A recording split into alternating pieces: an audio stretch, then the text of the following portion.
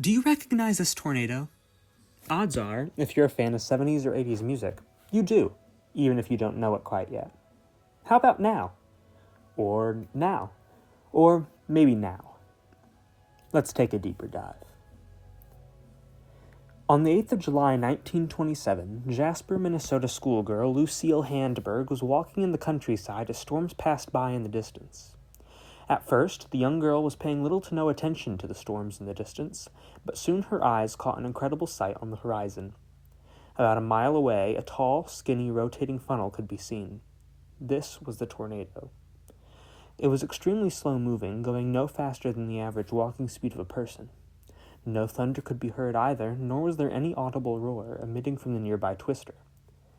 This provided young Lucille with the perfect opportunity to capture what has since become one of the most famous tornado pictures of all time.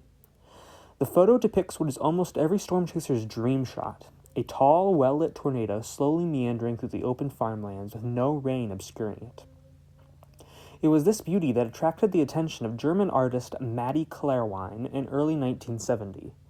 Clairwein had been asked to create the album cover for legendary jazz artist Miles Davis's next album, a monumental task given the grandeur and majesty of the almost 2-hour-long album.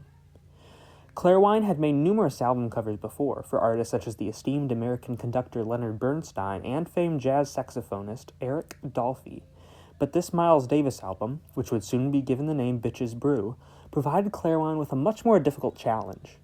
Album covers are supposed to capture the general feeling of an album within an image. This is very hard to do, as albums often contain numerous topics, moods, and sounds, all of which have to be symbolized within one piece of art that will become the face of those respective musical pieces. The cover of Pink Floyd's The Dark Side of the Moon is a great example of this being done nearly perfectly. The simple prism and rainbow design representing the album's central ideas of life, mortality, and insanity very well. It is, however, much harder to create a good album cover that represents music well when there are no lyrics to draw inspiration from. Every track on Bitches Brew is entirely instrumental, spare the final track, Fire. Without lyrics, one must listen to the music carefully and extract meaning from it themselves. And that is exactly what Clairwein did with Bitches Brew. Alongside Miles Davis himself, Clairwein designed an album cover that fused the different topics represented by the music of Bitches Brew. The battle between dark and light, nature and man, and the mixture of different cultures, and fused it together, creating one piece of art that would be used to represent it all. The mixture and fusion represented by the cover went well with the new path that the album marked for Miles Davis's career. Bitches Brew represented a shift from traditional jazz to a mixture of jazz and modern rock music that would prove to be highly influential in the decades to come. Upon release, Bitches Brew received mixed reviews from critics, who criticized it as an attempt to sell out and abandon jazz roots for white-influenced rock music by Davis.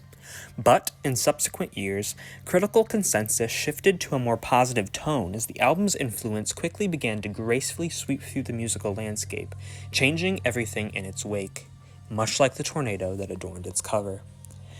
In 2020, the album was ranked as the 87th best album of all time by Rolling Stone magazine, and has been included in the book 1001 Albums You Must Hear Before You Die.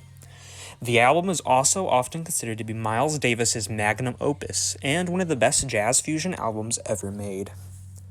The tornado that adorned the cover of Bitches Brew was used again in subsequent years, representing further innovations and changes in musical directions in the albums it was included in.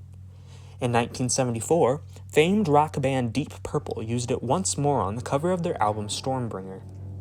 12 years later, in 1986, Susie and the Banshees used it again on the cover of their album Tinderbox, which is often considered to be one of the best and most influential albums of early alternative rock. With all of that being said, I would like to bring you back to the image of young Lucille Handberg sitting in the plains of rural Minnesota, watching the tornado as it danced about the grasslands nearby. Perhaps, as she snapped the picture of the twister, something within her told her that this photo would become something much more significant than just a still image of a tornado. Perhaps, somehow, she knew its potential to be used as a symbol for change, innovation, and life. Just maybe, she could tell that it would change not only the history of music, but the world as well.